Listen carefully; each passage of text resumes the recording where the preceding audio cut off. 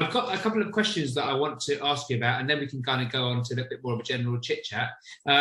So first of all, I've got your name, and Duncan, how old are you now? 26, 27? Yeah, let's go with that. Yeah. 44, fantastic. And fair enough. What should I put as your job? European Service Manager. European Service Manager. And is this still in the field of IT? It is, yes. Perfect. Number of properties that you purchased with us? 1 for this round. Perfect. And it says here lead from, but I guess the lead is from because we knew each other from Fujitsu. Yeah. So before you purchased this property, did you have any previous buy-to-let experience? Absolutely nothing. No. Absolutely nothing. But you had gone. In all seriousness, it was an idea that I had floated in my mind for quite some time, but it's, as I'm sure everybody who is new to this kind of investment will say exactly the same thing. It's a case if they're interested in it, but it's a scary world, and where do you start from? Who do you trust? More horror stories than successful, nice stories that you hear around. So I had floated the idea, but zero relevant. And it's a huge amount of money, isn't it? It's like if you wanted to invest in the stock market, you could say, well, I'll put £1 in and see how it happens. I put £10 in, I put £100 in. But here you can't do that. You've got to go 50, 60 grand in before you know it, you're in. Yeah, so it's a big investment. And yeah, I think that's why I'm glad that you used us as the, what do they call it? The jump to the benchy jumpy thingy to yeah, you were my kind of catalyst into things and kind of, leapfrog and springboard into things. Springboard, that's the word. Yeah. Cool. So you say that there's a minimum expenditure of about 40, 50 grand. That's quite correct. But through our conversation, I think most of your clients pick up 2-3 package deals. So they're putting down £150,000 plus in one go. Yeah.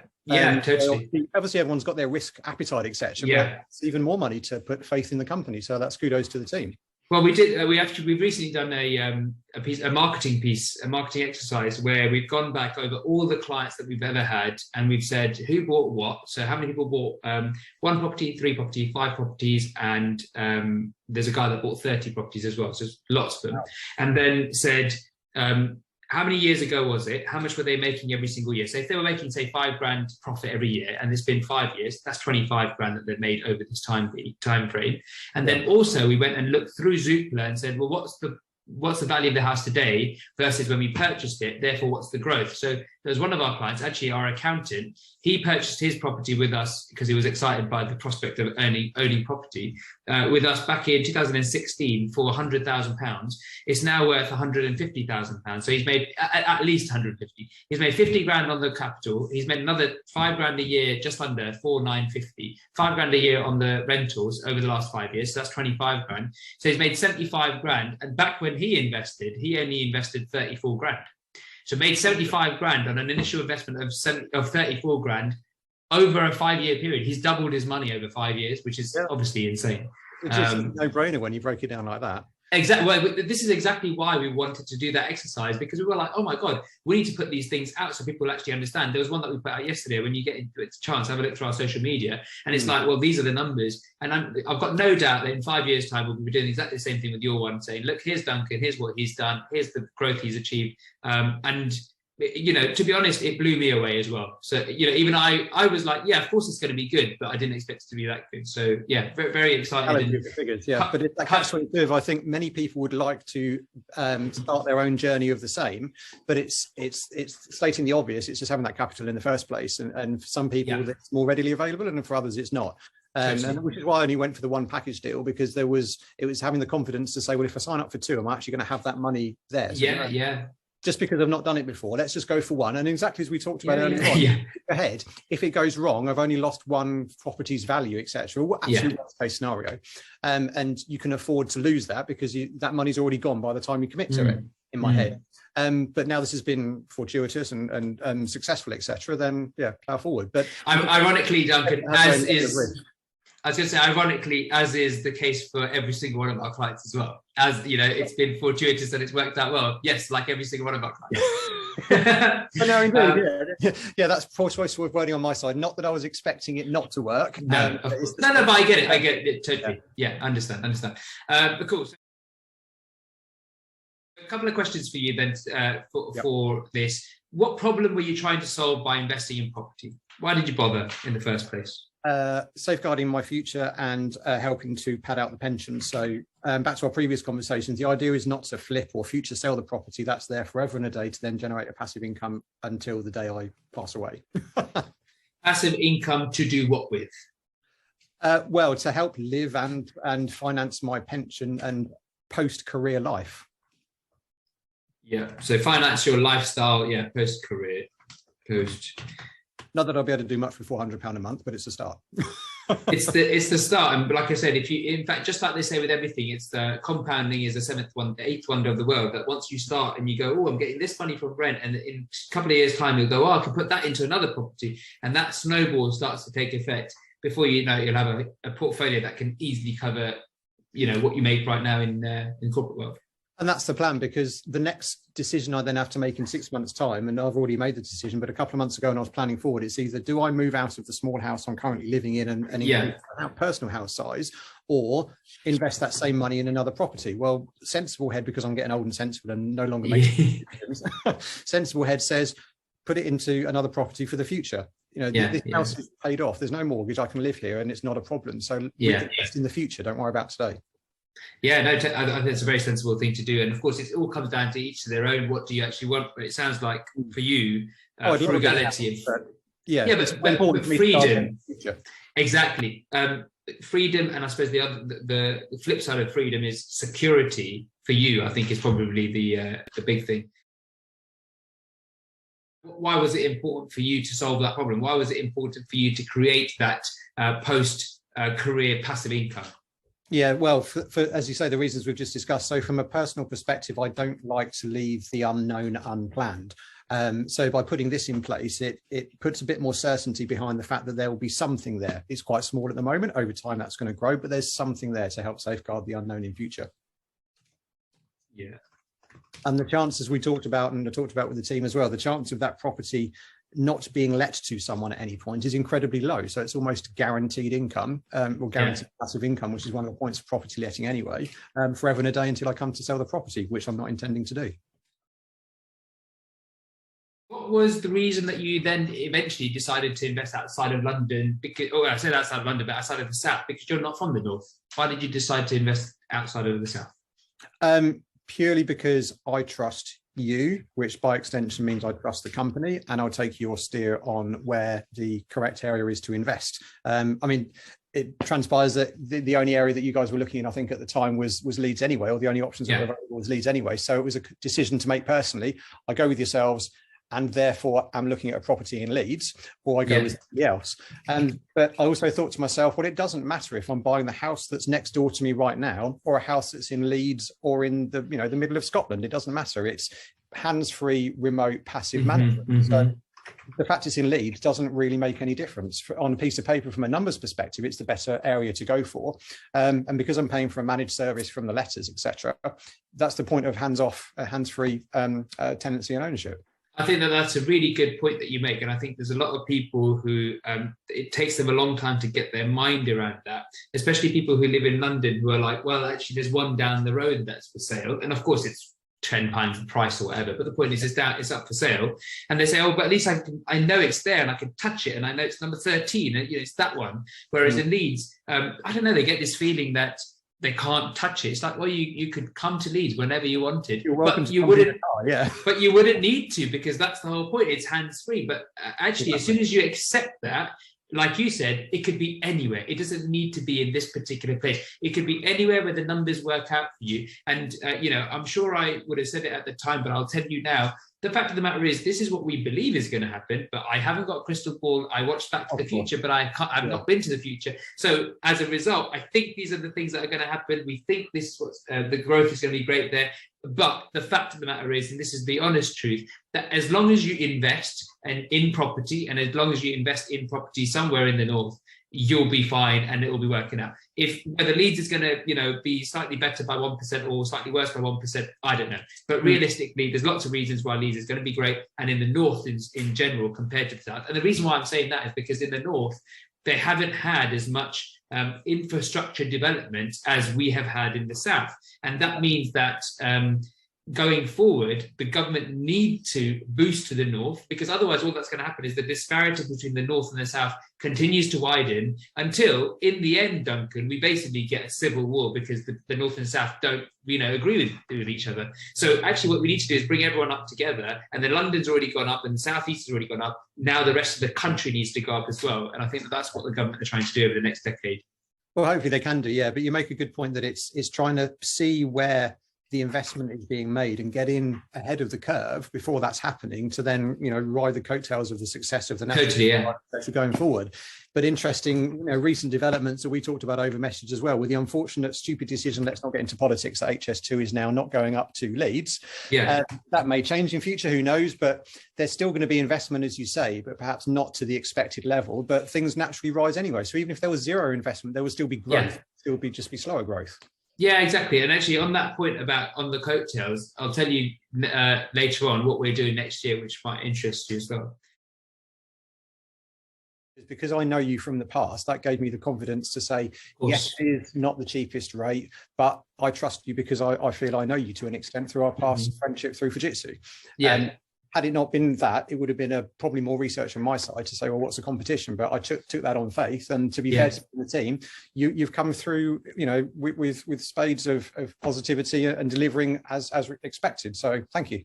I'm really no, thank you. I'm really glad that you put your trust in us. At the end of the day, that this whole thing comes down to trust. In fact, just this morning, I had somebody email me, and she said, "I've signed up to your masterclass that you have in January. I wanted to find out a couple of questions, like when can I actually buy from you? Because I know you've got a waiting list and that." And she said, "I hope you don't mind me saying, but I've been literally trying for the last 6 months to find somebody that can help me buy these properties." And she said, "Everybody that I speak to, I just get this fear, like this sense that they're not out for my best interest, that they're not, I don't know if my money is going to be put to good use or whether it's going to be gone completely." And she said, "It just seems like a bit of an unscrupulous market." And I said to her, it is. Unfortunately, property sourcing, which is what we do, is an unregulated market, which means that anybody could set up and say, "Yeah, I do it."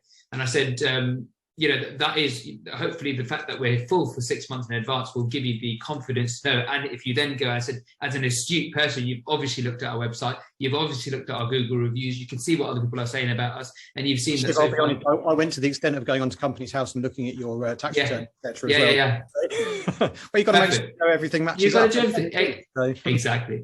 Well, that's the thing, isn't it? You've got to do all that little bits, and they're all little clues, isn't it? And it's only when the clues don't add up, then you're like, hold on, red flag. But until then, you're happy days, aren't you?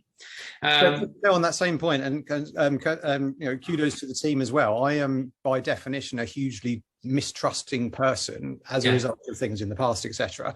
And for me, it was a huge leap of faith to put £50,000 worth of trust into someone that I know through a career friendship, but that's about it. And to be fair, the team came through and didn't let me down. But personally, that was a massive leap of faith. So thank you for not being the unscrupulous people that are around in the market. No, absolutely. And I respect you very much for saying that, because if I'm honest with you, I'm also the same I'm always kind of like wondering, like, when's it going to come out? And there's always this part of my brain that's like, check it twice, just in case. So I totally understand what you mean, especially because of the experiences that you've had in the past. And I think that to put your trust in us, I'm really glad that we could be that company that helped you to kind of almost, this is going too far, but regain the trust that you have in the world. It's like, I'm really glad that we could help you do that. Well, to the point that after the financial year, etc., closes next April, depending on how much money is left in the consultancy firm, because obviously now I've had to start working inside IR35, so it's not going through the limited consultancy company anymore. Depending on how much money's in there, we may be picking up a conversation in June time to say, let's kickstart number 2. What characteristics of our service did you most value as you went through the service? Prompt responses, warm responses, actually, by which I mean you can talk to a company, get a perfectly satisfactory response, but it feels very cold, scripted, and yes lacking. But every message, email, whatever it was from the guys came with a feel of personality to it as well. So it was always a pleasure to deal with the guys, and that makes a significant difference. You can deal with someone, as I say, the quality of the information may be positive and it may answer the question, but if it's delivered in a cold, impersonal manner, it just kind of puts you off and raises suspicion. So the genuine humility of the team, there you go. Genuine humility, not humidity, that would be different. Not humidity, no. Well, it was excellent, because I was just talking to one of our letting agents, and there was this was an old client. They had some issue with the letting agent. There was a bit of miscommunication, and the letting agent said to me, here's the answer. Like, I've looked through everything. He basically said, I've looked through everything, and you know, I can see where it's gone wrong, and I can see what they've done, and all of that kind of stuff. And I said to him, that's great, but you know, she doesn't give a shit, really. Like, what she really cares about is how you make her feel. And if you go back to her and say, you're wrong, I've got all the proof that you're wrong, guess what? It's not going to make her feel any better. She's still going to want to move to another agent. I said, what you need to do is go back and say, you know, totally listen is what you need to do. Understand the person, relate to the other person. That warmth that comes with, I understand what you want. Most people in the entire world just want to be heard. That's what they want. Yes. If we can deliver that, then like 99% of the problem's over. Then it's just the 1% of, no one even cares about who did what and when did I do it. You know what? They'll probably put their hands up once they feel like they've been heard to say, yeah, it's probably my fault. I shouldn't have done that, or I should have done that, whatever. But you're totally right. I think I try and make it a point all the time to tell the team. I don't need to, because the team is so great, but to tell our partners especially, it's how you make people feel, not necessarily just answering the questions. So it's interesting you touched on that. So my experience of you and your team has been faultless, second to none. So as part of the service that was offered, etc., obviously there's repeated updates, etc., but I've just found myself repeatedly saying, oh, this is brilliant, no, thanks very much indeed. And it is you pay a fee, and through our frank and honest conversations in the past, there's other offerings that may be a bit cheaper for various reasons, and you're really honest about that, and I appreciate that. But I feel I've got value for money because it's a hands-free service, aside from the legality of what you have to sign and be responsible for. But the point is, I can just forget about it, carry on with your great job and everything else, and just respond to things as the team go through. And it's interesting to hear that, you know, on occasion things go wrong. Well, of course they do. But my experience, I genuinely can't remember an instance where someone phoned up and said, or messaged to say, oh, ever so sorry, this has gone wrong. This isn't quite what we thought it was going to be. So if that happened behind the scenes, it obviously got dealt with, but I didn't see that. And as a customer, that fills me with confidence that as we go through it, there were none of these red flags and warning signs, because either way it didn't happen, or B, it happened and was dealt with by the Yeah, totally. I think that's a really good point as well. And of course the answer is, of course it happened, and we just got dealt with at our end. And partly because, having done this a number of times, we've put in place things to make sure that the things that we think are going to go wrong don't go wrong, and we catch them a lot earlier. And the things that do go wrong, even those we've had them go wrong a number of times, that it's not our first time. We know how to fix those things when they do go wrong. So that's really interesting to hear about. Anything else that you think we could have done better? Was there anything else? Because I do take on our partners as us, you know. I know that it's not us. Yeah, I know, because you're funding the service that the others are a part of, and that's another level of your professionsionally, quite frankly. You're not shirking the you know, the responsibility of the other members in the chain, shall we say? Maybe unfortunate just on timing that we flipped the letter halfway at the end of the day as well. So I can't remember who it was originally, but we ended up then going with, I've got my big file here with all the information on it. It will take me a while to flip through. But the letting agent that we've ended up going with was not the one we'd originally started conversations with. Okay, switched. And again, if there was problems behind the scenes, I didn't see them. It was just, I got an email from one of the team with a fair reason as to why it was needing to be changed. Repeated some of the conversation, of course, with the new one to get them set up, and it just worked and carried forward. So I think if there were any problems, the team just did their usual brilliant job of mopping it up. Yeah, fine, perfect. As you say, these things happen. Totally. Anything else that you think we could have done better for you? This is the point where you get to pick everything, because if you don't pick, then we can't improve. Yeah, no. So from a refurb perspective, I can't really fault it because I got a refund at the end of the day, and that's always a good thing. I was actually just looking through my emails 20 minutes ago, and I've either lost it in my emails or I don't know if I received the final breakdown of the refurb costs. I'll make sure that gets to you. Not that I'm overly concerned. It's just my curious mind kicks in. Yeah. My money back. I trust you guys anyway, but it's always interesting to see actually what was done. And no, of course, and it will be useful for you to keep a copy with your property file, so you know what was done. But also, when your accountants come and try and do your accounts, you can then go, well, actually, it was this price that I paid for it, but then this was the refurb that went on top of that. So that's my capital cost versus my P&L cost. Refund was excellent. Resend breakdown of work. I'm sure it's there somewhere. I just couldn't put my hand on it when I was looking. That's fine. Yeah, fine.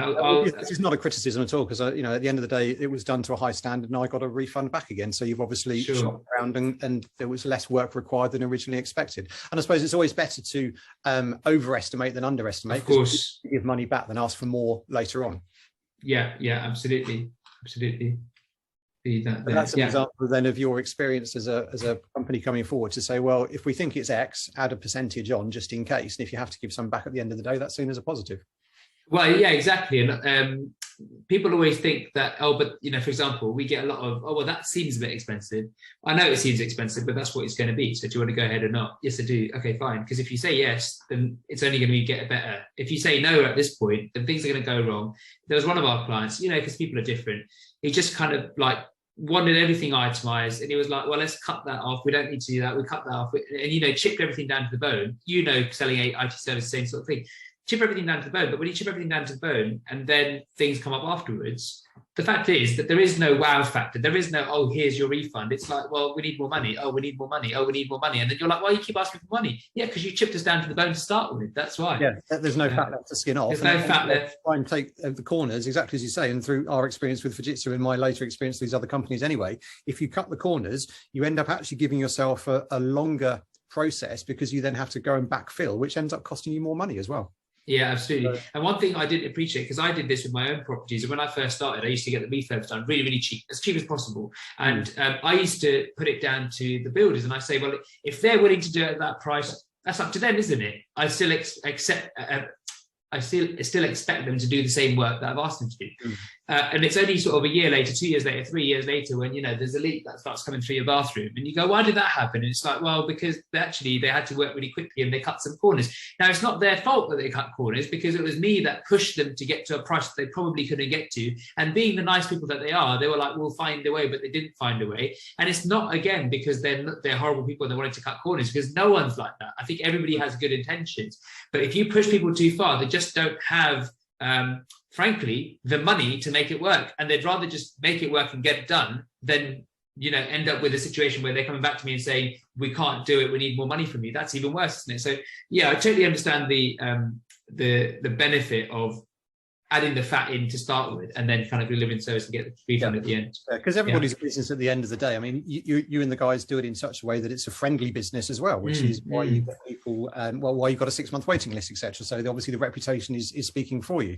But there's only so far that cutting corners and giving friendly favors can go before you think, well, hold on a minute, if we're not making money, what's the point of doing it? Because at the end of the day, we're a business, and that applies to the builders as well. They can cut corners, but if they're not making money out of it, what's the point of them doing it? They want to get off site somewhere else as fast as possible. Yeah, well, yeah, exactly. And of course, the good thing about making money is that, and if something goes wrong, you can always kind of get through it by offering a small discount or something like that. But if you're not making money, you just don't have that option. I remember in the early days when we started, you're not making any money. Someone says, I'm not really that happy. You're like, well, can't really do anything about it, unfortunately, because what, I've used your money to pay for your service, basically. Whereas now you're making money. If you said, oh, well, do you know what, I'm not really that happy about it. Okay, well, what can we do, Duncan, to make you a little bit happy? What did we do wrong? Okay, and if it was genuinely our fault and we did something wrong, it's like, well, let's work something out, because we don't want you to go away unhappy. And I think that comes down to what we were saying earlier. It's about the feeling. It's about how you feel about the process, not about the fact you can care less whether you got £100 back or £500 back. It's just the fact that there's a gesture going, oh, well, if you weren't happy, we can help you out and we can make things better.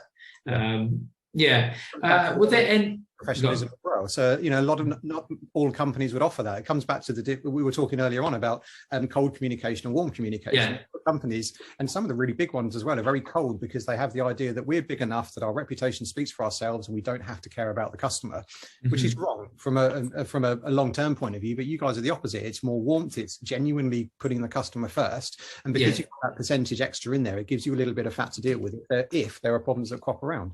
But yeah, it always comes back to the difference between cold and warm communication. Very good, yeah. Okay, what would you score the performance of our service out of 10? Are we saying collectively or just you and the team? I suppose whatever you want to think would probably be the best way of doing it. I'll say you and the team, I genuinely can't fault you. So I'm going to say 10, because everything, as I say, there was prompt replies, regular replies, friendly language, enough content that the questions are answered without fluffing things out. Yeah, I genuinely can't fault it. Brilliant. But for the service, including the partners, is the second part then. Yeah. So the only thing that's going to put it down is the right mortgage company. Mortgage company. Yeah. I'll just drop that down to a 7. Fine. All right. So the solicitors were fine, even with the change, and both of the letting agents were fine, actually. Yeah. Yeah, just unfortunate. Perfect. Yeah. Warm. I like that. That's a good descriptive word. Professional, timely. Does that make sense? Yes, it totally does. Very good. Very good. Would you be willing to write us a Google review? Yes, I would. Absolutely. I've already recommended it to a friend, actually. So he's I'm sure in the last few weeks already Googled your website and he's looking at his own finances. Excellent. Fantastic. Here it says, are you interested in purchasing properties in another city in the future? I guess that we can now get into this conversation. So you've already said that you're interested in potentially purchasing another property. We are, and have been since April this year, been trying out another city. Did I mention this to you before? I've been following your social media in the journey. Yes, I remember the big reveal a couple of months ago. So well, there was a big reveal that we didn't actually reveal. So it was more kind of like big reveal that we are doing another city, but we're not going to tell you yet. We're going to reveal the actual city in January to everybody else. But I'll tell you right now that we're actually started operating in Sheffield as well. What I've done this year is I've been buying properties for myself in Sheffield since April.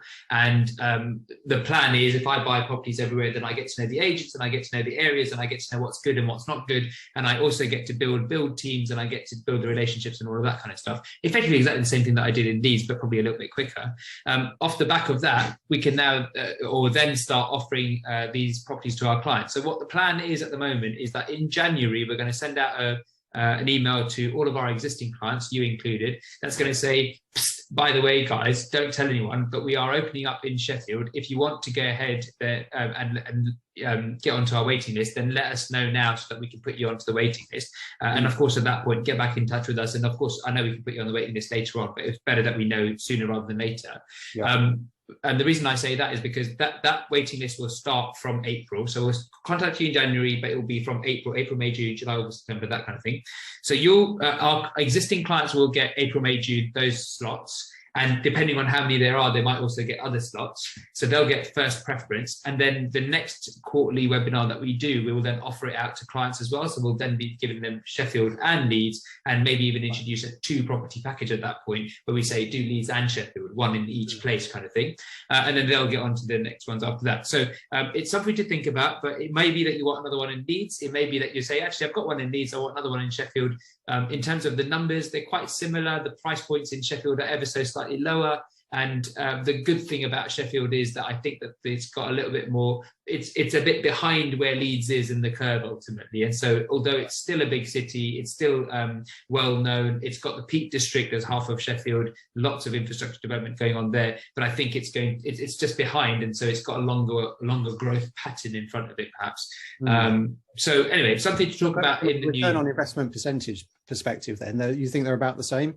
Put it this way, when we send you an example deal, which we will do in January, they will look very similar, maybe ever so slightly higher in Sheffield. And that's partly artificial because we don't want to create, well, it's both. It's artificial and it's not artificial. It's artificial because we don't want to create a situation where everyone's going for one and not the other. But by the same token, we're trying to buy the right kind of properties in Sheffield, and that means buying at a particular price point, which also rent at a particular price point. Those same properties in Leeds rent for slightly higher price point because the Leeds rental market has increased more, but the Sheffield rental market, just all that means is it hasn't yet increased. It has increased, but it hasn't yet increased to those final bits. So it's still going to continue to increase. Whereas I think Leeds rents are probably going to kind of level off in the next year or so. Sheffield rents probably going to continue increasing. Well, I say that. I mean, I think Leeds rents, they're just eye-watering really high. I mean, yeah, they're really good at the moment. I just can't see how much further they can go before people go, we can't afford it. Whereas Sheffield rents are, you know, £100 cheaper than Leeds rents, which means they've still got £100 growth to go in them on the basis these are very similar cities anyway. And I'm guessing there's also a link between the rental prices that are going and the purchase prices as well. So if the rental prices are a bit lower, then the purchase prices will be a bit lower. So exactly, earlier with a cheaper property, you've got growth over time.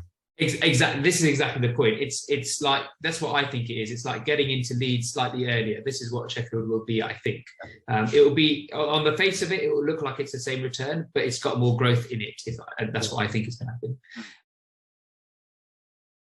So I'm curious then, have you reached then a bit of a saturation point with Leeds? What was your reason for looking at a different we just got too much of a bloody waiting list. Everybody wants to go and buy properties with us. We just have to keep turning people away. In fact, so right now we have... Demand was outstripping supply, really.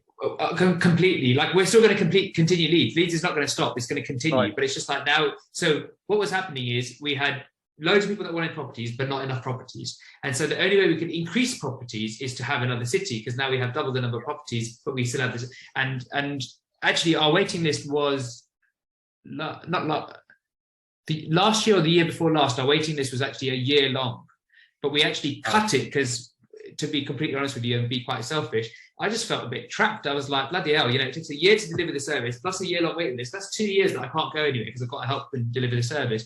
And I was like, I need to cut this. So I just basically stopped selling. I was like, no more. We're going to cut everything off. And then now what we do, which is a much better way of doing it, I think, is we just sign up a quarter at a time. So we'll do a webinar. People sign up for a quarter. Next webinar, people sign up for a quarter. But it's always 2 quarters in advance. So we already know we have the pipeline of clients there. Yeah, but it's more manageable because you're only doing what's more manageable. Yeah, exactly. And you know, if the odd person comes in and they say we want to buy, I'm never going to stop them from buying. But if they say I want to have a chat with you to talk to you about what the service is, I say join the webinar, is because I'm going to be talking through all of that stuff anyway. I mean, or worst case scenario, if they're really, really eager, I just send them the recording to the last webinar. I say, hey, watch this. Once you've watched this, then come back and get in touch. Yeah, because from your perspective, it's just rinse and repeat the same presentation. It's exactly the same thing. Yeah, exactly.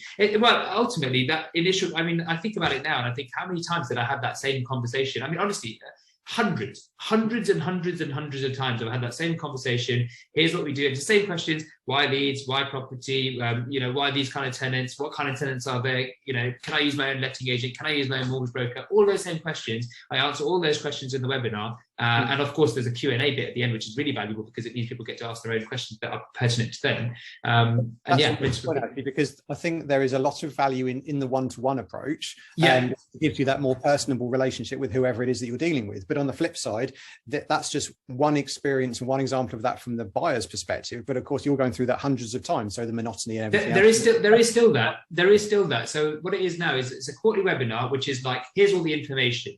Off the back of the webinar, if you say, oh, I like this, then we say to you, well, buy an hour of my time. It costs £595. We can have a Zoom call like this and I can go through everything with you.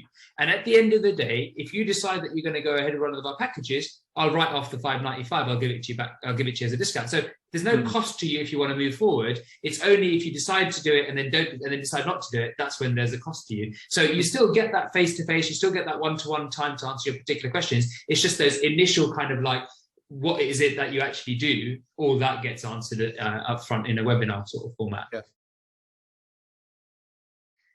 Last question. Yep. Imagine that there is a client, a prospective client, that's sitting on the fence about going ahead with the property with us, going ahead with investing in property with us. They're not quite 100% sure. What would you tell them about investing in property with us?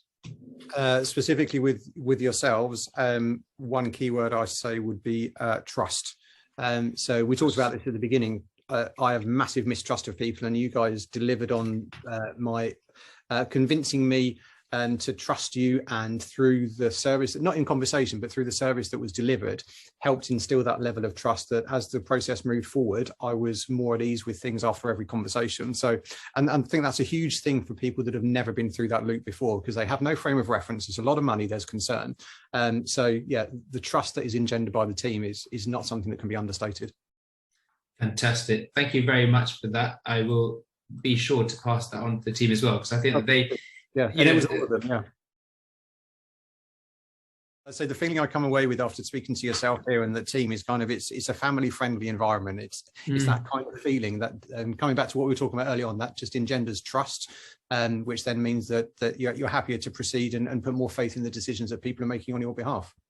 Yeah, well, I mean, it's a quid pro quo, isn't it? It's like, if we act like that, you're more likely to trust us, and if you trust us, then everything's going to go smoothly, so you're going to be even happier. It's just this and come back to repeat business going forward. So and you tell your friends about us. Yeah, absolutely. Yeah. Well, no, you know me of old. If the experience wasn't good, there was no way I would recommend you to somebody else, and I've already done that, and will continue to do if people reference. They'll ask me if I've got recommendations going forward.